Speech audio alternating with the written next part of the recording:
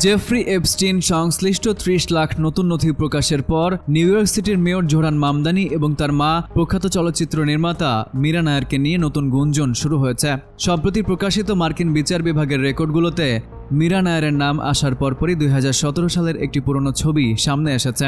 ওই ছবিতে জোহরান মামদানিকে এপস্টিনের ঘনিষ্ঠ সহযোগী এবং একসময়ের প্রভাবশালী হলিউড পাবলিসিস্ট পেগি সিগালের আয়োজিত একটি অনুষ্ঠানে দেখা যাচ্ছে। ২০১৭ সালের ১৫ নভেম্বর ম্যানহাটনের লিঙ্কন রেস্টুরেন্টে আয়োজিত সেই অনুষ্ঠানে জোহরান মামদানি, অভিনেতা ড্যানিয়েল কালওয়া এবং মা মীরা নায়ারের সঙ্গে হাসি মুখে ক্যামেরাবন্দী হন। অনুষ্ঠানটি ছিল জর্ডান পিলের বিখ্যাত সিনেমা গেট আউটের সম্মানে পেগি সিগালের পক্ষ থেকে দেওয়া একটি মধ্যাহ্নভোজ। পেগি সিগাল একসময় হলিউডের শীর্ষস্থানীয় পাবলিসিস্ট থাকলেও এপস্টিনের সঙ্গে গভীর সামাজিক সম্পর্কের কারণে পরবর্তীতে বিনোদন ইন্ডাস্ট্রিতে সমালোচনার মুখে পড়েন।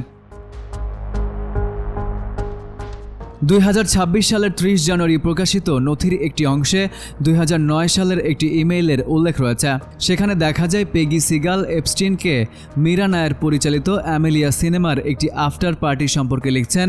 ইমেইল অনুযায়ী সেই অনুষ্ঠানটি হয়েছিল গিজলেন ম্যাক্সওয়েলের ম্যানহাটন টাউন হাউসে এবং সেখানে সাবেক প্রেসিডেন্ট বিল ক্লিন্টন, অ্যামাজন প্রতিষ্ঠাতা জেফ বেজোস এবং মীরা নায়ার উপস্থিত ছিলেন। তবে নথিতে শুধুমাত্র উপস্থিতির কথা উল্লেখ করা হয়েছে, তাদের বিরুদ্ধে কোনো অনৈতিক বা অপরাধমূলক কর্মকাণ্ডের অভিযোগ আনা হয়নি।